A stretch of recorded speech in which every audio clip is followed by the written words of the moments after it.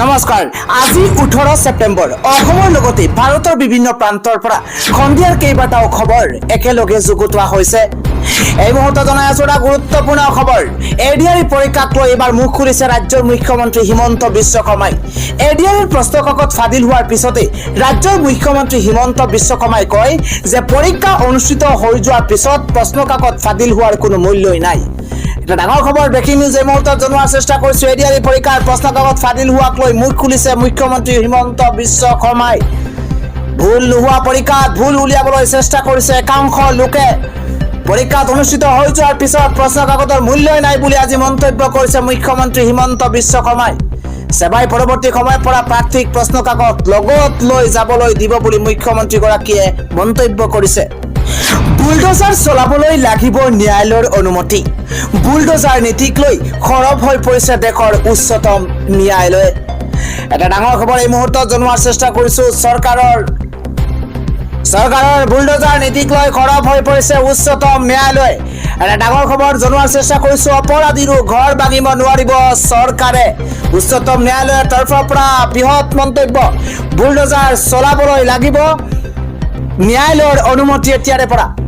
মন গ'লেই চৰকাৰে ভাঙিব নোৱাৰিব নাগৰিকৰ বাসগৃহ কাৰ্যালয়। বুলডোজাৰ একচনত নিষেধাজ্ঞা জাৰি কৰিছে দেশৰ সৰ্বোচ্চ ন্যায়ালয়ে। স্মাৰ্ট মিটাৰ যদি বদলি নকৰে তেন্তে অতি শীঘ্ৰেই স্মাৰ্ট মিটাৰ ভাঙি নদীত পেলাই দিয়াৰ হুংকাৰ একাংশ উত্তেজিত জনতাৰ। এপিডিচিএলক 45 দিনৰ সময়সীমাও বান্ধি দিছে। এটা ব্ৰেকিং নিউজ জনোৱাৰ চেষ্টা কৰিছো। দুখীয়া শ্ৰমিকৰ তেজ শুহি খোৱা স্মাৰ্ট মিটাৰ বন্ধ কৰাক লৈ প্ৰতিবাদ অব্যাহত আছে। স্মাৰ্ট মিটাৰ খুলি নিনিলে নদীত পেলাই দিয়াৰ হুংকাৰ প্ৰদান কৰিছে উত্তেজিত লোকে। ৰাজ্য জ্বলিছে স্মাৰ্ট মিটাৰক লৈ। 45 দিনৰ ভিতৰত পুৰণা মিটাৰ ঘূৰাই নিদিলে নদীত জাহ যাব স্মাৰ্ট মিটাৰ। পিছৰ পৰা 45 দিনৰ ভিতৰত স্মাৰ্ট মিটাৰ খুলি নিব লাগিব এপিডিচিএলে।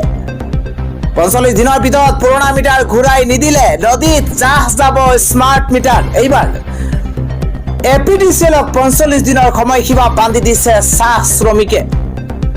ধনশিৰি নৈত স্মাৰ্ট মিটাৰ উঠুৱাই দিয়াৰ হুংকাৰ নুমলীগড়ৰ চাহ শ্ৰমিকৰ। ভাৰতৰ মুছলমান অসুৰক্ষিত। ইৰাণৰ সুপ্ৰিম নেতাক প্ৰত্যুত্তৰ দিছে এইবাৰ ভাৰতে। এটা ডাঙৰ খবৰ ব্ৰেকিং নিউজ জনোৱাৰ চেষ্টা কৰিছো। ভাৰতত দুখ দুৰ্দশাৰ বলি হৈছে সংখ্যালঘু মুছলমান। ভাৰতৰ দৰে দেশত মুছলমান অসুৰক্ষিত। ভাৰতৰ সংখ্যালঘু মুছলমান অত্যাচাৰৰ বলি হোৱাৰ অভিযোগ আয়াতুল্লাহ খামেনিৰ।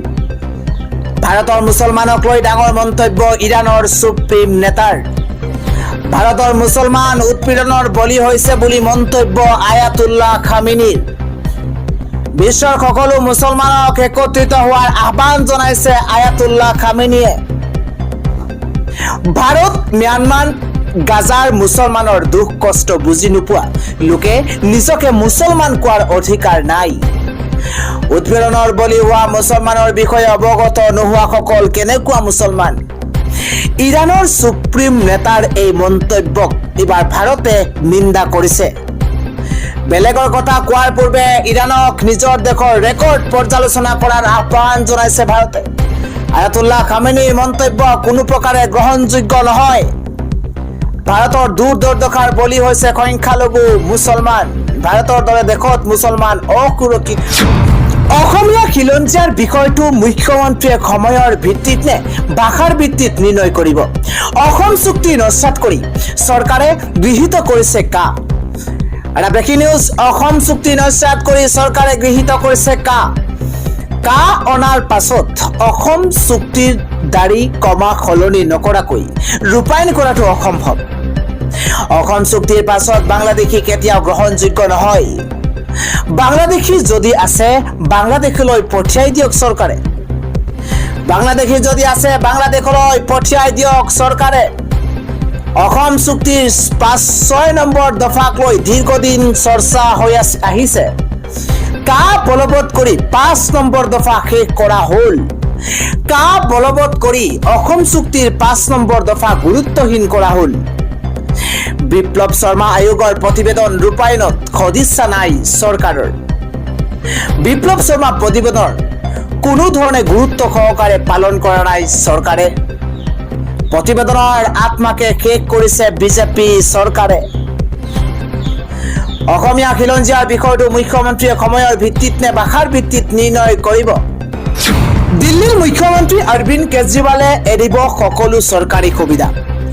দিল্লীৰ মুখ্যমন্ত্ৰী অৰবিন্দ কেজৰিৱালে পদত্যাগ কৰাৰ পিছতে এইবাৰ দিল্লীৰ মুখ্যমন্ত্ৰী গৰাকীয়ে এৰিব চৰকাৰী সকলো ধৰণৰ সুবিধা। এটা পলিটিকেল ব্ৰেকিং নিউজ। দিল্লীৰ মুখ্যমন্ত্ৰী অৰবিন্দ কেজৰিৱালে এৰিব সকলো চৰকাৰী সুবিধা। দিল্লীৰ মুখ্যমন্ত্ৰীৰ পদত্যাগ কৰাৰ পাছত সকলো সুবিধা এৰিব কেজৰিৱালে। এৰিব চৰকাৰী বাসগৃহ, এৰিব চৰকাৰী বাহন, লগতে এৰিব নিৰাপত্তা ৰক্ষী। কেজৰিৱালৰ মন্তব্য, মোক জনতাইহে ৰক্ষা কৰিব, মই এতিয়া জনতাৰ লগত থাকিম। সংবাদ মাধ্যমৰ সন্মুখত এই কথা জনাইছে আপৰ ৰাজ্যসভাৰ সাংসদ সঞ্জয় সিঙে। ভয়ংকৰ বিস্ফোৰণত কঁপিছে লেবানন। ধাৰাবাহিক বিস্ফোৰণ সংঘটিত হৈছে লেবাননত। হাজাৰজনতকৈও অধিক লোক গুৰুতৰভাৱে আহত হৈছে। এটা ব্ৰেকিং নিউজ জনোৱাৰ চেষ্টা কৰিছো। ধাৰাবাহিক বোমা বিস্ফোৰণত কঁপিছে লেবানন। একে সময়তে ধাৰাবাহিকভাৱে বিস্ফোৰণত কঁপিছে লেবানন। এই বিস্ফোৰণত 1000তকৈও অধিক লোক গুৰুতৰভাৱে আহত হৈছে। একে সময়তে ধাৰাবাহিকভাৱে বিস্ফোৰণত কঁপিছে লেবানন। ইৰাণৰ ৰাষ্ট্ৰদূত আহত হৈছে এই ভয়ংকৰ ঘটনাত। একে সময়তে একেলগে 1000 পেজাৰ বিস্ফোৰণ হয় দেশখনত। বিশ্বৰ এয়া প্ৰথমটো পেজাৰ বিস্ফোৰণৰ ঘটনা। পুনৰ সোণাপুৰত চলিব বৃহৎ উচ্ছেদ অভিযান। 2 দিনৰ ভিতৰতেই উচ্ছেদ চলাব প্ৰশাসনে।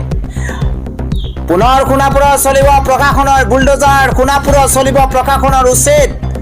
চৰকাৰী ভূমিৰ পিছত ম্যাদী মাটিত থকা লোকক উচ্ছেদ চলাবলৈ সাজু হৈ পৰিছে প্ৰশাসন। এটা ডাঙৰ খবৰ, আগন্তুক 2 দিনৰ ভিতৰতে সম্পন্ন কৰা হ'ব উচ্ছেদ অভিযান। ট্ৰাইবেল বেল্টৰ ভিতৰত শিলৰ কুঁৱাৰী ফেক্টৰী চলিব বৃহৎ বুলডোজাৰ। কচুতলিৰ আনুমানিক 150 বিঘা ম্যাদী মাটিৰ প্ৰায় 100খন গৃহত ৰঙা দাগ দিছে প্ৰশাসনে। ইতিমধ্যে কচুতলিত প্ৰায় 90% লোকে এৰিলে গাঁও। ঘটনাস্থলীত উপস্থিত সোণাপুৰৰ শীৰ্ষ প্ৰশাসনিক তথা আৰক্ষী বিষয়া। পুনৰ সোণাপুৰত চলিব প্ৰশাসনৰ বৃহৎ উচ্ছেদ অভিযান। আমাৰ মাটি বাৰী নাই, আমাৰ মাটি নাই, এতিয়া ক'ত থাকিম আমি? চৰকাৰে আমাক মাৰি পেলাব বিচাৰিছে নেকি? চৰকাৰে কেৱল ম্যাক টাৰ্গেট কৰি লৈছে। সোণাপুৰত উচ্ছেদিতৰ মাজত এতিয়া হাহাকাৰ পৰিৱেশৰ সূচনা হৈছে। নিজৰ সপোনৰ ঘৰখন চকুৰ সন্মুখতে ভাঙি দিয়াৰ বেদনা এতিয়া সহ্য কৰিব নোৱাৰে এইবাৰ উচ্ছেদিত লোকে। চৰকাৰৰ জাননীৰ পাছতে ঘৰ এৰিবলৈ বাধ্য হৈছে একাংশ উচ্ছেদিত জনতা। আৰু উচ্ছেদিত জনতাই কৈছে আমাৰ মাটি নাই, আমাৰ মাটি নাই, এতিয়া ক'ত থাকিম, ক'ত শুম? চৰকাৰে আমাক মাৰি পেলাব বিচাৰিছে নেকি? চৰকাৰে কেৱল ম্যাক টাৰ্গেট কৰি লৈছে। সোণাপুৰৰ উচ্ছেদস্থলীত এতিয়া হাহাকাৰ। চৰকাৰৰ জাননীৰ পাছতেই ঘৰ এৰিবলৈ বাধ্য হৈছে একাংশ লোক। ৰাহুল গান্ধীক হত্যাৰ ভাবুকি দিছে বিজেপি নেতাই।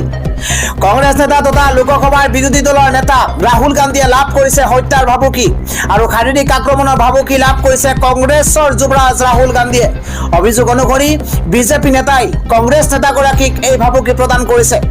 কংগ্ৰেছ নেতা অজয় মাকেনে এই সম্পৰ্কে দিল্লীৰ তুগলাক ৰোড থানাত এজাহাৰ দাখিল কৰিছে। ৰাহুল গান্ধীক ভাবুকি প্ৰদান কৰা সকলৰ ভিতৰত আছে বিজেপি নেতা তৰবিন্দৰ সিং মাৰৱা। উল্লেখযোগ্য যে যোৱা 11 ছেপ্টেম্বৰত বিজেপিৰ এক অনুষ্ঠানত মাৰোৱাই কৈছিল যে ৰাহুল গান্ধী আপুনি নিজকে শুধৰাই লওক, নহলে কাইলৈ আপুনি আপোনাৰ আইতাৰ দৰে ভাগ্যৰ সন্মুখীন হ'ব। ইয়াৰ উপৰিও শিৱসেনাৰ সিন্ধে শিবিৰৰ বিধায়ক সঞ্জয় গায়কৱাডৰ বিৰুদ্ধেও অভিযোগ উত্থাপন হৈছে। ৰাহুল গান্ধীৰ আমেৰিকাৰ ভ্ৰমণৰ সময়ত শিৱসেনাৰ নেতা গৰাকীয়ে কৈছিল যে কোনোৱে ৰাহুল গান্ধীৰ জিভাখন কাটি দিব পাৰিলে 11 লাখ টকাৰ পুৰস্কাৰ দিয়া হ'ব।